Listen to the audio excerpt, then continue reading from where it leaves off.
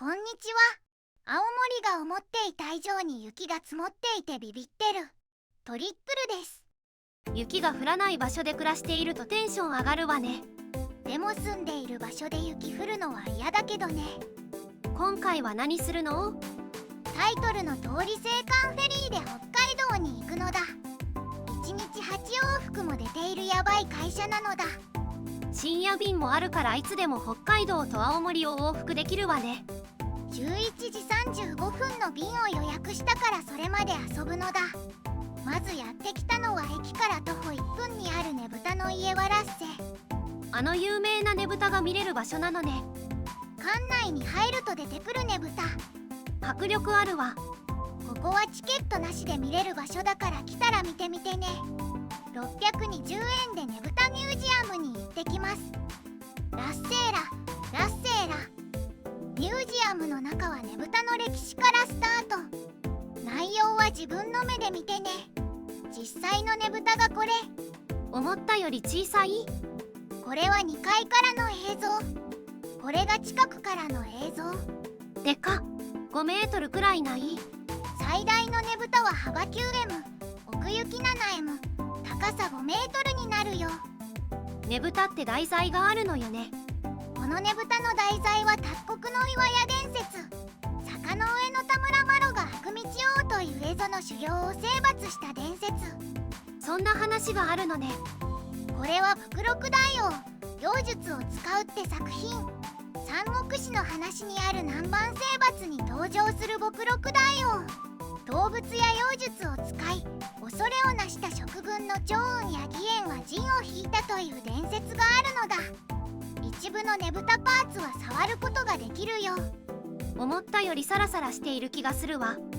使われる紙は宝書紙と呼ばれている紙。それって香典やお布施を包む用紙よね。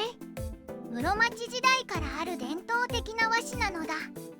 館内は制作者の特徴が現れる展示があって面白かったね。次は観光物産館アスパムに行くよ。あの三角の建物ね。青森の四季やねぶた祭りの迫力が体験できる青い森ホール。展望台もあるから後で行ってみるのだ。展望台にやってきたよ。青い森ホールは撮影できるわけがないのだ。でも景色は四季折々の青森が体験できて 3D メガネを使用して映像が見られるから迫力あるのだ。現在いる展望台からの景色は西側を見ているよ。今日はここから見える航路で函館まで行くのよね。ちなみに何時間かかるの？4時間。ものすごく遠いわね。新幹線なら東京から北海道まで行けるんじゃない？船には船の良さがあるのだ。どんな良さがあるのよ。それは乗ってからのお楽しみ。それじゃあそろそろ行ってみましょう。よく考えたらフェリー乗り場までのバスがないからタクシー呼んで向かうのだ。痛すぎる。タクシー代痛い出費だったけどどうにか乗船できそう。とりあえず乗れてよかったわね。本日乗る船ははやぶさ号。2014年就航で定員は300人乗れる船なのだ。かなり大きい船なのね。席も2等1席やカーペット席、有料のステートルームがあるよ。船内はこんな感じ。そろそろ出港だから席を確保して外に出てみよう。南下港から遠くない？いいつの間にか出港してました。何しているのよ。席の確保に迷っていたら時間来ていたのだ。でも出発のアナウンスもなかったから地味に出発したはず。まずはこの景色をお楽しみください。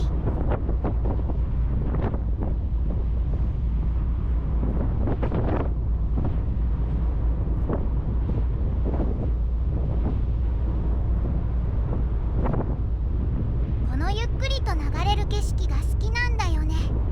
それが船旅の楽しみなのね。それが楽しみの一つだね。2つ目は？やっぱり海の上はスマホの電波が通じにくいからデジタルデトックスになること。ある一定の層にはデメリットになることよね。人のデメリットは他の人にはメリットになるよね。船旅は本を読むにはちょうどいいのだ。ということで確保したカーペット席に戻ってきたよ。ほとんど貸し切りね。到着までの4時間は人が来なかったね。新幹線で函館まで行けるようになったから人気ないのね。でも貨物輸送には重宝されるからぜひ使ってみてほしいのだ。今回のラノベはツッコミ待ちの町野さん。2025年2月に発売され第2巻を決定している作品。タイトルの通りギャグ多めのラブコメで短編くらい1話が短いからとても読みやすいのだ。やばい爆睡してた。寝ている間にもう函館が見えてきているけど、まだ半分くらいしか読んでないのに。でもこののんびりした時間の使い方は至福。船に4時間も揺られて酔わないの？基本的には酔い止めを飲んでいるけど空腹にならないように注意しているのだ。それだけで船酔いはかなり軽減されるよ。あと大きい船の方が揺れが少なくて安心なのだ。そろそろ到着よ。ここからバスに乗ってまずは函館駅に向かうのだ。ついでに今日泊まるホテルも探します。バスは到着後少しすればやってくるわ。函館駅まで来たけど青森より雪が少ないんだね。本日泊まるお宿は？本日は空港から一番近い温泉である湯の川温泉。海と明かり。函館駅からバスで移動するのだ。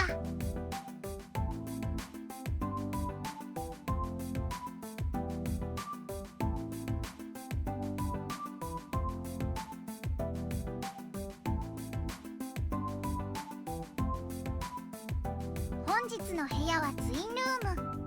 お高そうな部屋ね。夕食付きで1万5,000円くらいだったのだ。思ったほどじゃないわね。これが今回の夕食。肉も魚も野菜もあって最高。やっぱり北海道に来たらこれ飲まないと。札幌クラシック、北海道限定商品なのよね。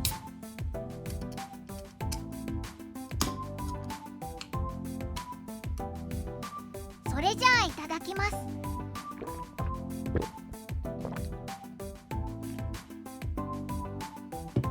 これ飲まないと始まらないね。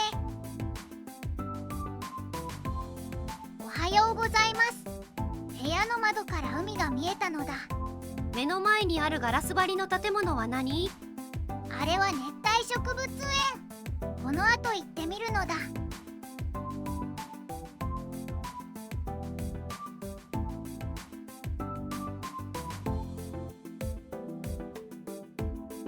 ホテルから徒歩2分。函館市熱帯植物園に到着。300円でさまざまな植物が見られる場所なのだ。ここに来る人は別の目的だと思うけど、それがこの温泉に入る猿たち。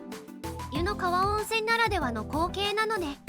毛づくろいしている姿に癒されるよね。朝8時半から開館しているから朝一番で見ることを勧めるよ。なんで？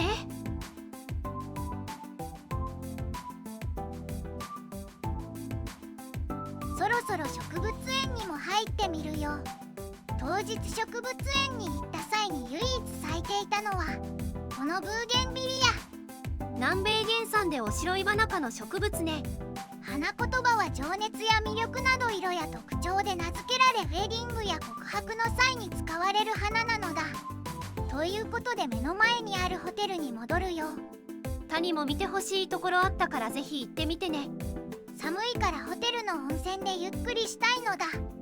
なんかすごいことになってない？朝一番じゃないといい場所で温泉に入る猿が見れないから注意してみてね。このバスで函館駅に行くのだ。函館で朝ごはんといえばやっぱりあれだよね。どんぶり横丁市場。いろいろな海鮮丼が食べられる場所ね。やっぱり人気な場所だけあって人がいっぱいね。でもどこのお店も高いのだ。函館の魚介といえばイカが食べたいわ。イカ刺しは高いし入荷するかわからない。諦めな。市場の端にある峠食堂にするのだ。頼んだのはネギトロマグロ丼。これで1430円とお高めなのが少し嫌だけど普通に美味しいよ。お高くて美味しいのは当たり前では。と編集しながら思うのだった。図星です。気を取り直して金森赤レンガ倉庫に来たよ。1869年頃に作られた倉庫群。今はショッピングモールになっている場所なのだ。レンガ倉庫街ってよくわからないけどなんか魅力的よね。レンガ倉庫街といえば同じ北海道の小樽も好きだね。レンガ倉庫は貿易で輸入したものの一時保管場所として使われたから海の近くに多いイメージなのだ。運河に浮かぶのは1月から2月まで開設された金森神社。函館八幡宮の分社として建立された本物の神社だよ。ここで見たかったわラッキーピエロスエヒロ展。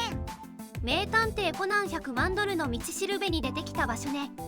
今回の映画も面白かったのだ。来年も聖地巡礼行きたいから気になる人はチャンネル登録よろしくね。今回はこれで終了。やっぱりフェリーはのんびりできるからいいわね。時々フェリー旅もやっていきたいのだ。今回もご視聴ありがとうございました。次回は雑旅。気になる人はチャンネル登録よろしくお願いします。